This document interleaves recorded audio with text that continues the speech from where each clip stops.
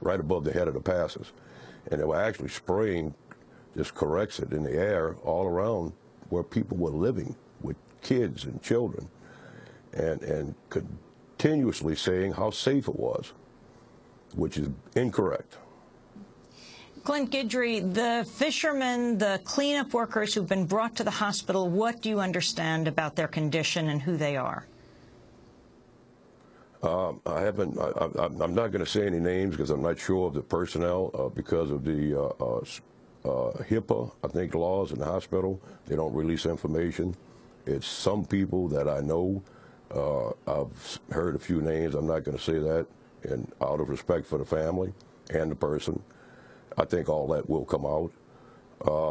When I left last night at the hospital, these workers were, I was being told by the emergency room people that they were okay and they were being stabilized. And it's chemical poisoning. They will detox them, and they may be okay today and tomorrow. But being exposed to dangerous carcinogens, who knows what's going to hold, what's in their future. Are fishermen willing to speak out? No, maybe now. Believe it or not, we have endured 4 major hurricanes in 3 years. We are up to our eyeballs in SBA loans, small grant loan programs that went on in the state. People, we had a very bad year last year, price-wise. This is a job that these boats were getting paid $3,000 a day. It was a choice. I spoke to several individuals. It was a choice between not paying the bills and having food for their families and maybe taking a chance of getting sick. Your governor, Governor Bobby Jindal, has been very outspoken in his criticisms of how some aspects of the response have been conducted. Have you appealed to Louisiana health officials or to your local government to intercede in one way or another about the issues, these health issues with the fishermen? Yes, I have, but you know, their hands. You know, I spoke the other day. Bobby Jindal is a very good man. I meet with him. I've met with him several times. He's done a lot for the shrimp fishery and the state. But when BP is the entity in charge, there's not a lot that local people can do, including the governor. I met with 2 cabinet-ranked people from Washington, Secretary Napolitano, Secretary Salazar. I sat 6 feet from them 3 days ago and told them this was going to happen. If they can't do anything about it or won't do anything about it, how do you expect our governor to? What has happened to the fishing industry in the region, Clint Guidry? You're president of the Louisiana Shrimp Association. Basically, we're shut down, ma'am. This has been a hit and miss. Our Secretary of Wildlife and Fisheries, Secretary Barham, is trying to do a wonderful job of allowing us opportunities to fish in safe areas. We are constantly monitoring the seafood.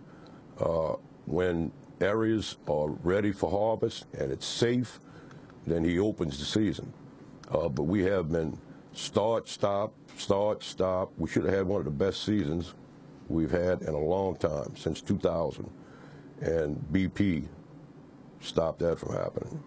You mentioned earlier the dispersant. There are some critics who say that the long-term impact of the dispersant could be even greater than the actual oil spill itself in terms of marine life. Your sense of what the dispersant is doing in terms of the potential for destruction of the fisheries in that area? The trade-off position is a false one, because eventually this dispersant is going to cause whole species to collapse. This is going to be a collapse of some of the shrimp species, the fish, the turtles, tuna. I mean, this is unbelievable that we did this. You just added poison on top of a bad situation. President Obama is coming to the Gulf tomorrow, on Friday. He's just come from several fundraisers in California, which people are very critical of, among them the Getty home. That's the Getty Fortune oil. What is your message, Clint Guidry, for President Obama? You know, President Obama ran, and he carried the hopes and dreams of young Americans with him. I would tell him, should I meet with him face to face, to be a man and take control of this situation, because this is totally out of control. What are the first steps you think he needs to take?